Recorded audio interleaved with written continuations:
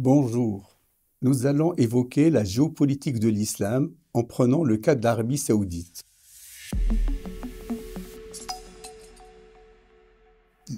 Tout a commencé à la moitié du XVIIIe siècle, dans la région de Nejd, une rencontre entre Mohammed bin Abdul Wahhab et Mohammed ibn Saoud. Mohammed bin Abdul Wahhab était un prêcheur, un prédicateur qui prêchait l'islam salafiste. Mohammed ibn Saoud était l'un des chefs de tribu, une tribu importante, mais ce n'était pas la seule dans Nejd. C'est une alliance, c'est la première alliance entre la religion et le pouvoir. Grâce à la légitimité religieuse, Mohammed ibn Saoud a transformé ça en légitimité supratribale. Il a réussi à réunir les tribus. Une fois que son pouvoir est assis, il a été reconnu comme un imam roi. En 1932, on a l'une des versions les plus actuelles, les plus modernes de l'Islam din ou Dawla.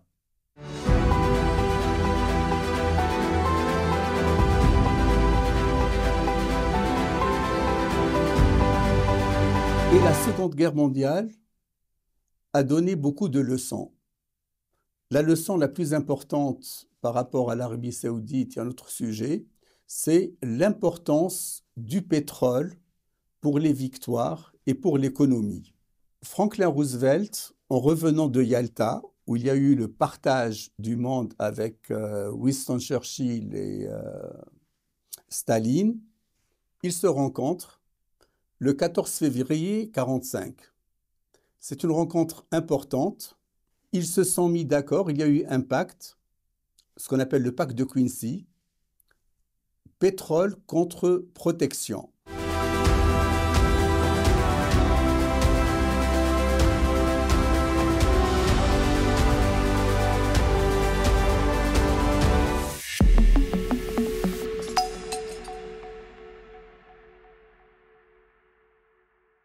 La première menace sérieuse, c'est l'arrivée de Jamal Abdel Nasser et les officiers libres au pouvoir en Égypte.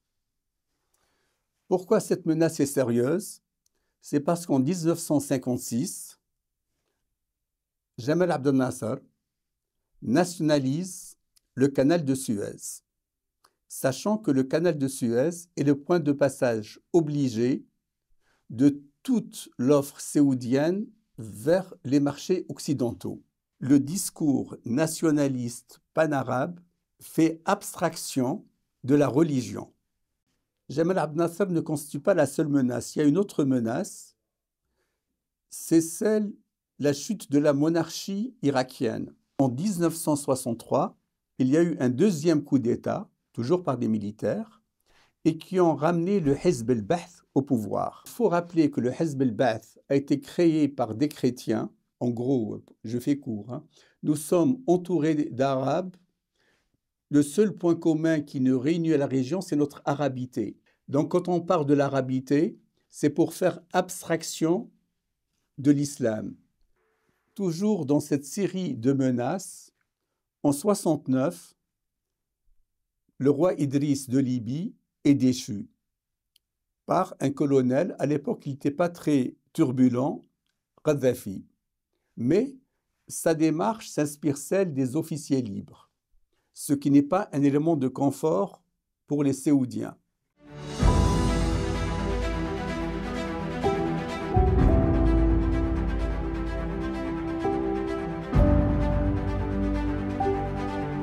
Quand l'Amérique découvre que le pétrole est rationné, Nixon en 1973, en pleine guerre du Vietnam, en plein Watergate, il demande au Pentagone de préparer un plan d'invasion de la région Sharqiyya, qui est la région la plus pétrolifère d'Arabie Saoudite.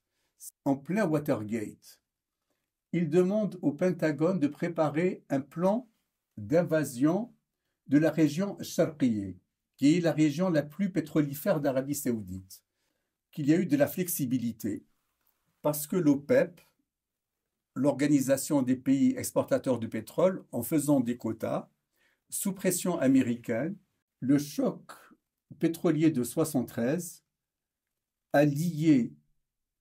a transformé la géopolitique de l'islam en géopolitique du pétrole. C'est la grande transformation. En 1979, pour reprendre l'expression de la reine d'Angleterre, c'est annus horribilis. C'était la pire année, pas uniquement pour les Saoudiens.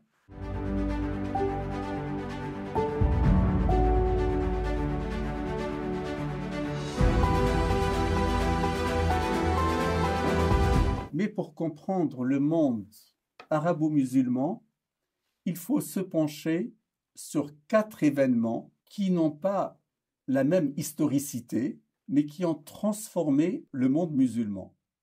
La chute du Shah d'Iran et surtout le retour de Khomeini, les accords de Camp David, la prise d'otage de la Mecque par des fondamentalistes et l'invasion de l'Afghanistan. Seulement le terrain militaire n'est pas l'unique terrain de la géopolitique islamique de l'islam.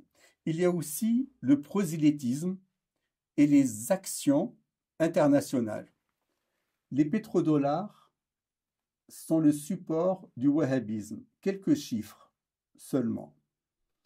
Selon une étude américaine datée de 2003, les Saoudiens ont consacré 70 milliards de dollars pour la propagation du wahhabisme, 1500 mosquées sont construites, 500 collèges islamiques sont fondés à travers le monde non musulman.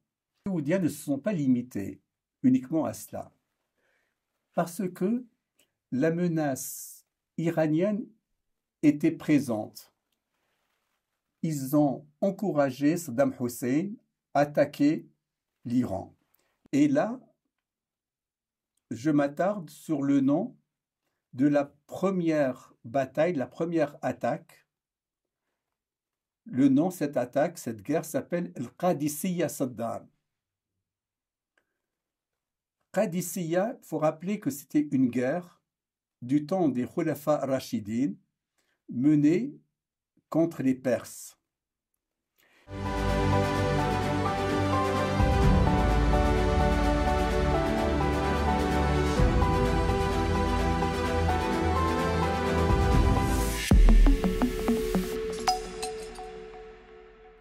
Maintenant, nous allons aborder dans cette partie le changement, non seulement de l'Arabie saoudite, mais surtout de sa géopolitique liée à l'islam.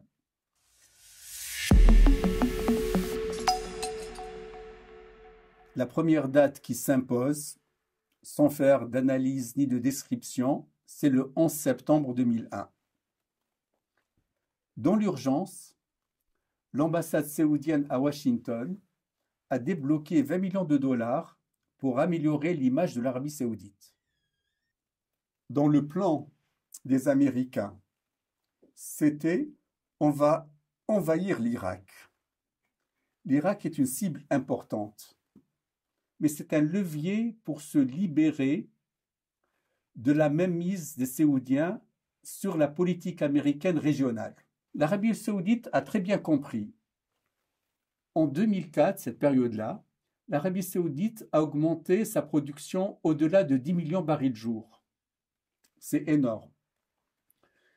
2004, pour les Saoudiens, c'est business as usual. On reprend. Mais les néoconservateurs tiennent à leur politique. Est apparu le projet du Grand Moyen-Orient.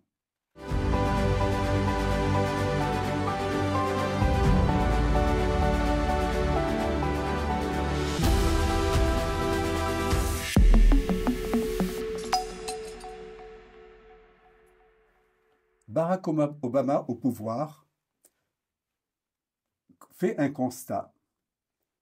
L'image des États-Unis d'Amérique n'est pas très bonne, essentiellement au sein de la communauté musulmane. Et parmi ses grandes et premières démarches, c'est le discours du Caire, où il fait l'éloge de l'islam. Seulement, Barack Obama reprend d'une manière plus insidieuse le projet du Grand Moyen-Orient avec une méthodologie très différente. Le meilleur exemple, l'émirat de Bahreïn, qui est l'émirat le plus proche de l'Arabie saoudite. Bahreïn, c'est un très bon laboratoire parce qu'il y a une petite majorité de chiites et une grosse minorité de sunnites. Et à Bahreïn commence à avoir des manifestations. Et là, l'Arabie saoudite envoie des troupes à Bahreïn pour écraser la révolte. Parce que le pays aux manœuvres du printemps arabe, c'est le Qatar. Le Qatar, c'est les frères musulmans, qui ne sont pas du tout les amis des wahhabites. Quand je dis pas du tout des amis, c'est qu'il y a des oppositions idéologiques. Et le Qatar dispose de la richesse et dispose de leviers. Le levier important, c'est El Jazeera. Là, on a eu des révoltes qui étaient filmées en direct. Le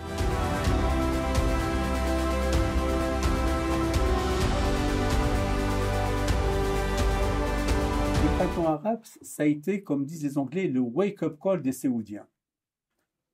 Dans ce Moyen-Orient compliqué, comme disait le général de Gaulle, arrive la succession en Arabie saoudite, et c'est le roi Salman qui est désigné. Le roi Salman chamboule l'ordre successoral et il finit par désigner son fils, prince héritier, Mohammed ben Salman. Mohammed ben Salman aux commandes pour sauver le régime, pour le rayonnement de l'Arabie saoudite. Les pétrodollars ne suffisent pas, il faut travailler sur une nouvelle perception de l'islam à travers des nouvelles pratiques. Tire de là, c'est une nouvelle image de l'islam. Et le slogan a changé. Avant, à la naissance de l'État saoudien, c'était l'islam din wa dawla.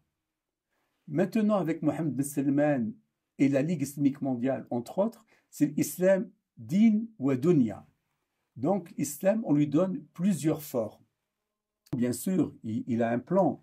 Le régime saoudien a un plan. C'est 2030, la vision 2030. Et pour donner des cas, l'Arabie saoudite va organiser la Coupe du Monde. Et le cas le plus surprenant, l'Arabie saoudite va organiser les Jeux olympiques d'hiver. Mais tout n'est pas gagné, mais la bonne voie est esquissée.